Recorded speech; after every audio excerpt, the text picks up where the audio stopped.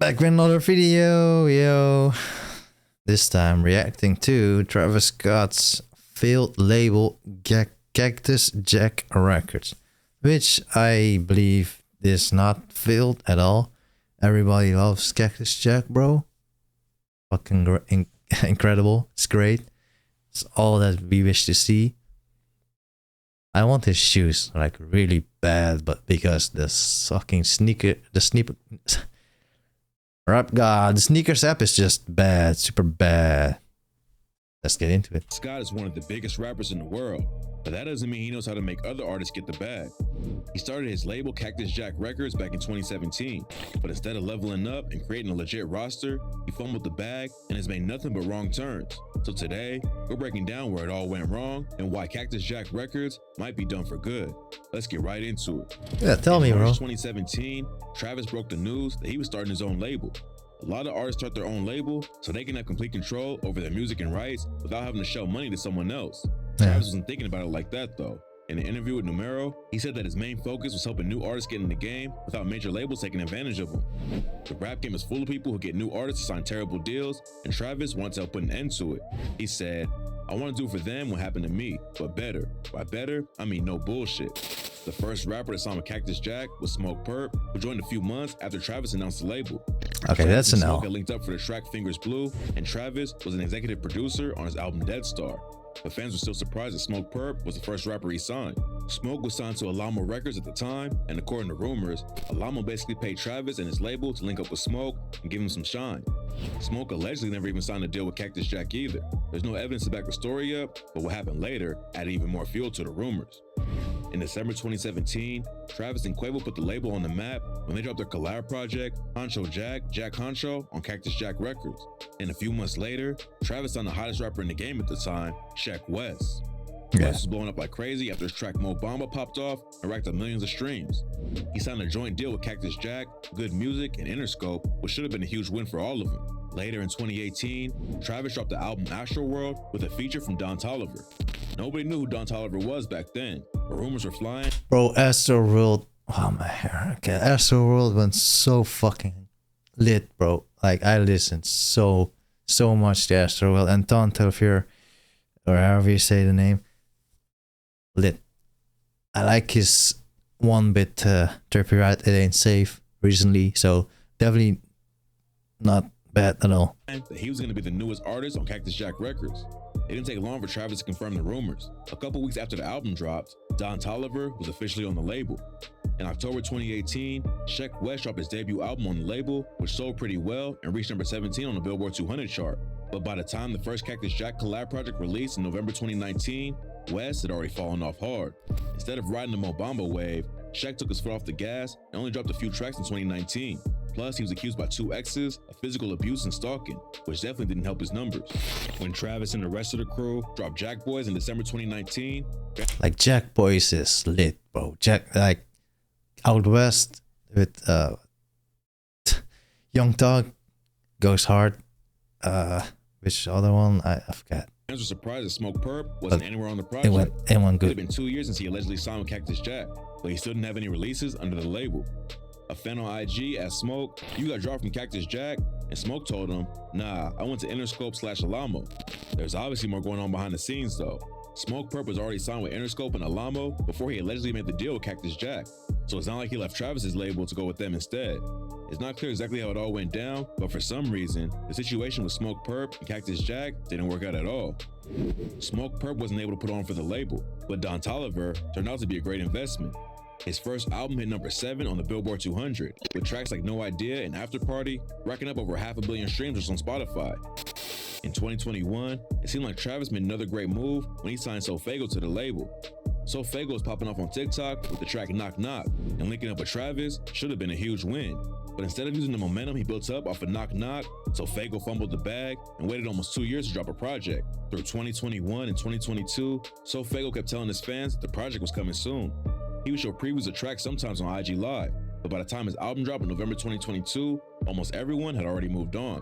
SoFaygo's Yeah, I heard of SoFaygo a couple of times, and I was like, is this guy big or not? Because like, you know, album didn't even hit the Billboard 200 chart, which is straight up embarrassing for an artist who has a track with over 200 million streams on Spotify. He got clowned online like crazy for the weak sales, and so Fago clapped back and said he doesn't need to run up huge numbers because he has a loyal fan base. Cactus Jack took an L with SoFago's record, but luckily for them, Don Toliver was still putting on for the label. He dropped a video for the track Do It Right, which racked up millions of views on YouTube just a few hours after it was released. It seemed like he was bigger than anyone even knew, but then reports came out that he might be paying for views. Don Toliver is signed to Cactus Jack, but his distribution is handled by Atlantic Records. Atlantic has been accused of running up artist numbers with bots before, and even Bobby Shmurda talks about it when he was going off on NBA Youngboy. Shmurda said, Atlantic's bots is crazy. 1,000 bots is something like $2,000. They got packages. According to him, you can get 1 million views for just 4K, and apparently that's what Atlantic has been doing for their artists. The views on Don Toliver's new video were sketchy, but the comments were even more obvious. When the track dropped, thousands of bot comments started popping up, and a lot of them didn't even make sense. New accounts with no other comments are posting things like, such notification, many playfulness, so fantastic, and awesome. Okay, that's a giant L, bro. DJ Academics hopped in to air Atlantic out too. He tweeted, Atlantic Records went from being hella lit a few years ago to being shit. They just buying wild amounts of fake views. Don Toliver's reps and Atlantic have both denied using bots, but the whole situation is sketchy all around. Another weird story about Cactus Jack Records went down last year when Malu Travail signed a deal and left a few weeks later. Malu blew up on TikTok before hopping in the booth, and in October 2021, she announced that she had signed a deal with Cactus Jack and Atlantic Records. But after Malu posted about it, Travis Scott's manager, David Stromberg, said it was all cap. People online started clowning her for lying about a record deal, but Malu clapped back and proved that the deal was real. Her single Complicado had credits with Atlantic and Cactus Jack, but nobody knows why Travis's manager lied about it. Then the situation took another weird turn when Malu let her fans know she was leaving Cactus Jack just 3 weeks later. She claimed that there were no issues with Travis and said, I had a 2-hour conversation with him, crying and hugging him. It was good until it lasts. Still mad love for you. But the drama didn't end there. A couple of weeks later, Malu hopped on IG and threatened to expose Travis if he didn't release her from the contract with Cactus Jack. She also wrote, like, why trying to hold me when you denied everything? Let me go. It's not clear what's going on behind the scenes, but Malu was released from her contract, and her last 2 singles only have credits from Atlantic Records. Cactus Jack Records went from having 3 of the hottest new artists in the game to getting clowned online for how they're falling off. And another reason why the label's falling off is because of what's been going on with Travis Scott. In November 2021, Travis was performing at his Astroworld Festival in Houston when a crowd crush tragically killed 10 people and injured hundreds. The audience tried to get Only in America, bro. I will always say this. Only in America. They ruin a lot of shit. Travis to stop the show after people started getting hurt, but he told him to get wild while an ambulance drove through pulling out people from the crowd. One of the victims was only 9 years old and died while Travis ignored the crowd's screams for help. After the tragedy, why they blame the guy on the stage when they're the ones to blame, bro? He didn't kill you. He didn't kill the crowd. The crowd killed the crowd. Only in America. Stories started coming out about how Travis had put fans in danger before. In 2015, he pleaded guilty to reckless endangerment after he told the crowd to climb barricades. At another show, okay, that's stupid. Don't do that. Don't say that. The same year, he told his fans to beat up a dude in the audience who stole his shoe. Also, don't do that. A fan was paralyzed during his set because of another crowd rush. Travis is well, that's your problem, bro. Settled a couple of lawsuits over the tragedy at Astroworld, but is still facing a lot more. Before it happened, he was still one of the biggest names in the industry, but it's not clear if his fans will still show up when his 4th album finally drops. When Travis first announced Cactus Jack Records in 2017, it looked like he was going to level up and take over the business side of the rap game too. He got off to a pretty good start, but now it's barely even a label, and Travis's solo career will probably never hit the same highs after what happened at Astroworld. Cap. His solo career is still fucking high, still lit. I'm defending him because I believe in him, and well, it's giant horse crap that people are trying to cancel this guy.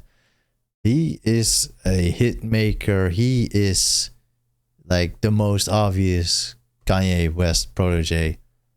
Like this guy right there, or that guy right there, bro. He is lit as fuck. Makes smart choices. His shoe game, incredible. I want one. I want some. I want multiple.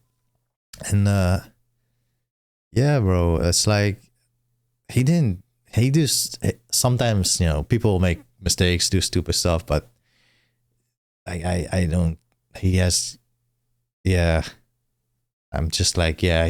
I don't think all the hate is actually justified. It's definitely not justified at all whatsoever. So, well, as you can see, the end of that video, so also the end of my video. Thank you for watching, guys. See you next time. Bye.